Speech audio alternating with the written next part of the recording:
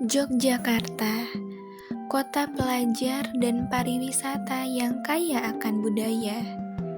Kota ini tumbuh pesat seiring perkembangan zaman. Namun, di balik ramainya pembangunan kota Yogyakarta, kampung-kampung lama perlahan kehilangan ruang hidupnya. Inilah kisah tentang ruang, kekuasaan, dan manusia.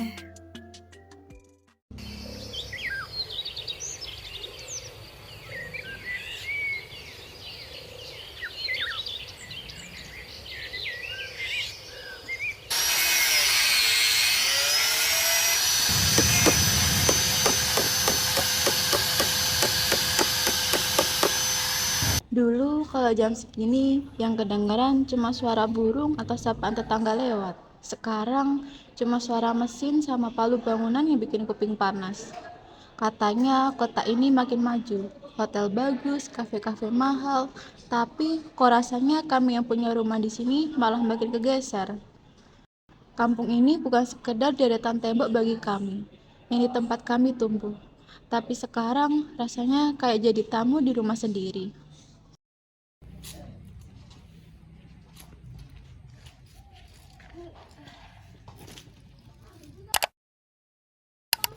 Sekarang harga tanah naik, pajak naik, harga kontrakan pun juga naik. Tetangga satu persatu pada pergi. Sekarang saya jadi nggak punya teman buat ngobrol. Permisi Ibu. Iya, ada perlu apa Mbak? Perkenalkan, nama saya Kiki.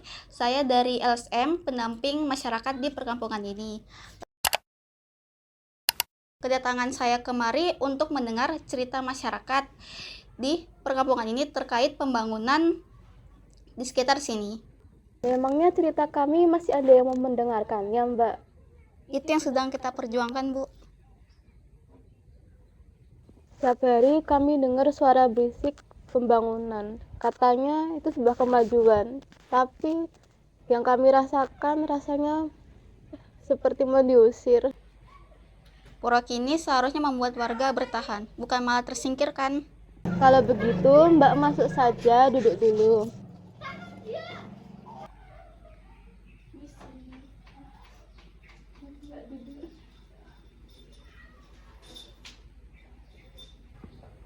Biar Mbak bisa lihat sendiri. Ini rumah kecil kami. Bukan aset, tapi hidup kami. Mbak, kalau kami bicara, emang Mbak benar-benar mau mendampingi kami? Saya tidak bisa menjanjikan hasil, tapi saya janji suara Ibu tidak akan saya tinggalkan. Saya mikir sejak Mbak datang, kalau kami terus diam, lama-lama mungkin kampung ini benar-benar hilang. Selama ini kami cuma diminta nerima, nggak pernah ditanya. Itu yang ingin kami ubah, Ibu. Dalam perencanaan yang etis, warga bukan objek, tapi subjek.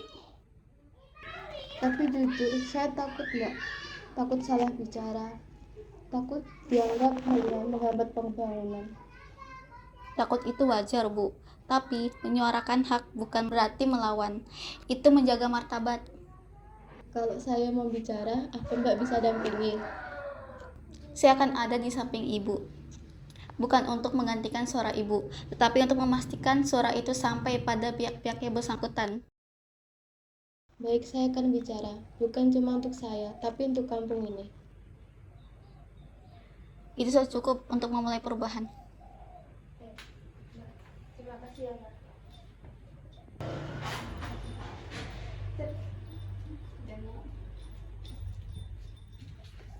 Oke, Bu.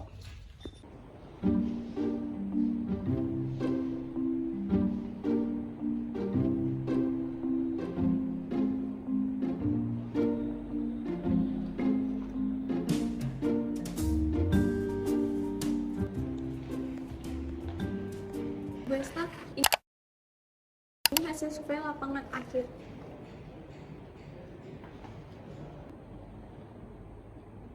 Saya sudah baca ringkasannya.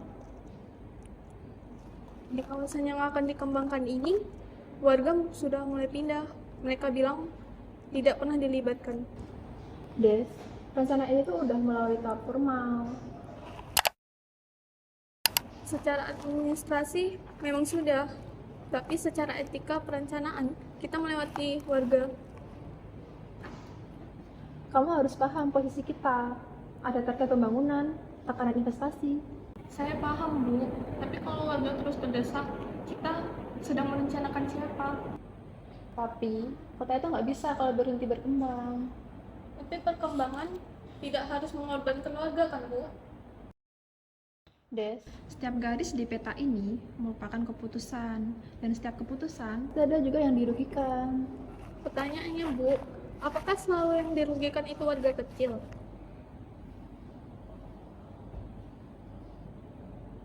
Des, dulu saya juga idealis, tapi di sini kita bekerja dalam sistem. Kalau sistem membuat kita menutup mata, apa kita harus ikut juga, Bu? Tapi kalau proyek ini dihentikan, bakal ada konsekuensi, tekanan dari investor, dari atasan. Kalau proyek ini dilanjutkan, dampaknya jatuh ke warga, Bu. Kamu siap menanggung resiko kalau bersuara? Saya siap, Bu. Saya lebih takut kehilangan etika perencana saya daripada kehilangan posisi ini. Kita nggak bisa batalin rencana ini, belum sekarang. Tapi kita masih bisa bertanggung jawab. Maksud Ibu? Kamu siapkan catatan dampak sosial, masukkan suara warga ke evaluasi. Itu cukup, Bu. Itu batas etis yang bisa saya ambil hari ini. Baik, Bu. Saya akan kerjakan.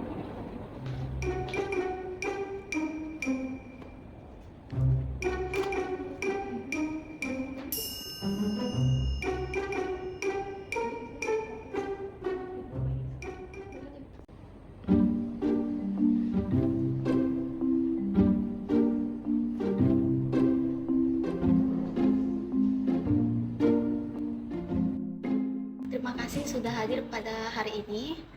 Baik Bu, izinkan kami untuk memperkenalkan terlebih dahulu. Saya Kiki sebagai LSM yang mewakili warga yang terkena dampak pada proyek ini. Saya Latifah, Ibu RT yang mewakili warga setempat yang juga terkena dampak. Baik, saya akan mendengarkan aspirasi dari warga sekalian. Silahkan. Di sini, kami bukan untuk menolak pembangunan pada proyek ini. Kami hanya ingin suara warga di sini didengar. Kami tidak pernah diundang rapat. Tiba-tiba harga tanah naik. Tetangga satu persatu mulai pergi. Kami tidak menolak kota berkembang, tapi kami juga butuh tempat tinggal. Bu Esta, ini yang sudah saya sampaikan kemarin. terima kasih sudah berbicara dengan jujur. Saya tidak akan bilang ini mudah. Tapi kami tidak minta mudah, Bu. Kami hanya minta keadilan. Ini bukan soal menghentikan proyek, tetapi memastikan warga agar tidak kehilangan tempat tinggal. Kami tidak bisa menjanjikan semuanya langsung berubah, tapi kami menjanjikan bahwa suara ini akan kami pertimbangkan kembali. Baik, Bu. Tolong dipertimbangkan kembali ya, Bu. Kami akan evaluasi kembali untuk dampak kedepannya dengan melibatkan masyarakat untuk proyek kedepannya. Ini langkah kecil, tapi ini penting.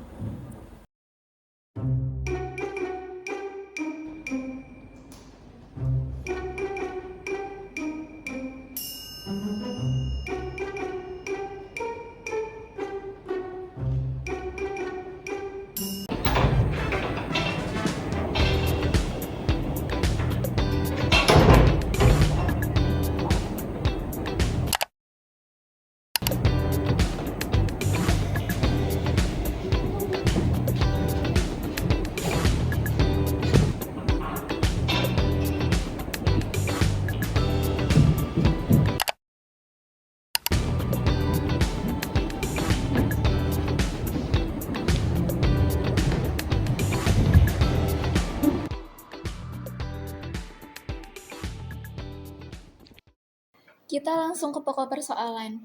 Kenapa rencana ini belum berjalan? Kami sedang melakukan evaluasi dampak sosial, Bu.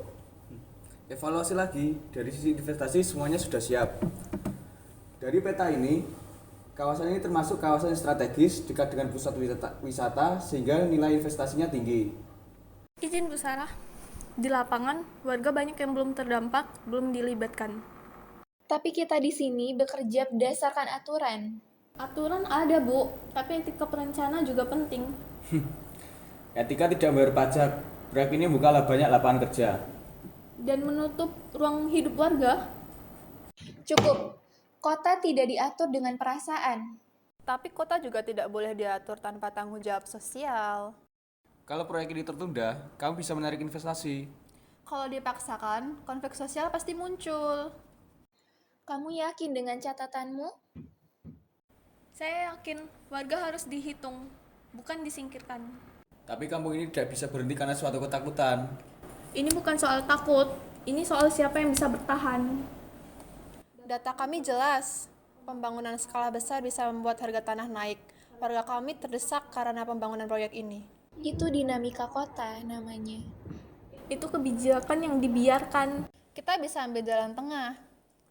Zona diperketat, skala usaha dibatasi, lalu juga warga dilibatkan sebagai pelaku usaha.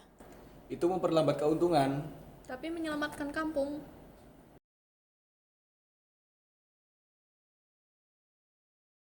Kalau kita lanjut tanpa perlindungan warga, kita sedang membangun kota yang tidak bisa mereka tinggali.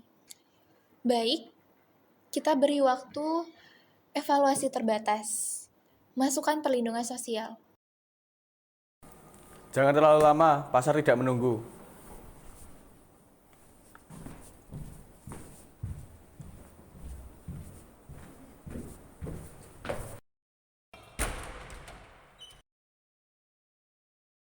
Bu Esta, kita benar Bu. Benar, belum tentu aman, tapi salah juga pasti bakal terdampak. Kalau kita diam, siapa lagi yang mau jaga warga?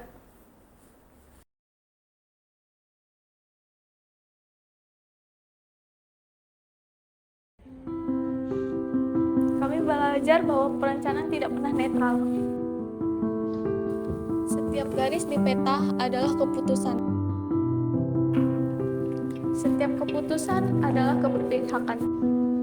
Gentrifikasi tidak muncul tiba-tiba. Ia tumbuh karena diabaikan. Terima kasih telah menonton video kami dengan tema gentrifikasi pembangunan kawasan elit di perkampungan.